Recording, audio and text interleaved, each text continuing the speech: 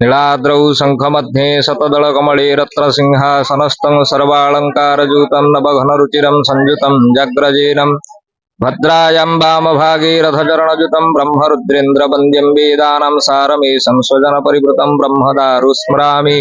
जय जगन्नाथ। मो ना मनोरंजन खुंटिया। ब्राह्मी देवी भक्त समाज ब्राह्मण खंडर जड़े सक्रिय कर्मकर्ता।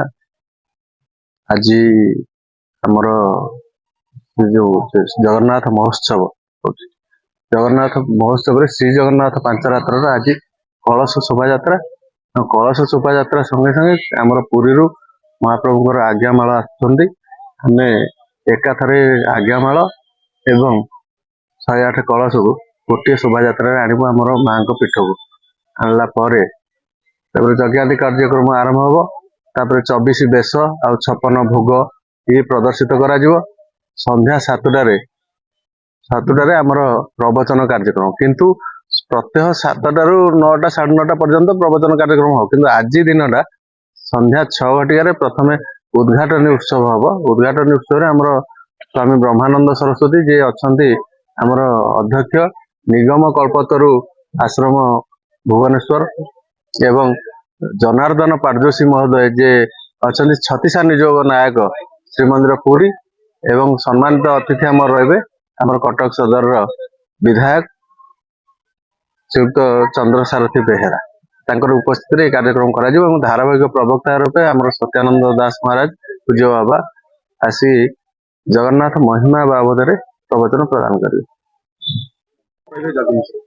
नीलाद्रौ शंखमध्ये शतदलकमले रत्नसिंहासनस्थं सर्वालङ्कारयुतं नवघनरुचिरं संयुतं जग्रजेनं भद्रायां वामभागे रथचरणयुतं ब्रह्मरुद्रेन्द्रवन्द्यं वेदानां सारमेशं स्वजनपरिवृतं ब्रह्मदारु स्मरामि। जय जगन्नाथ।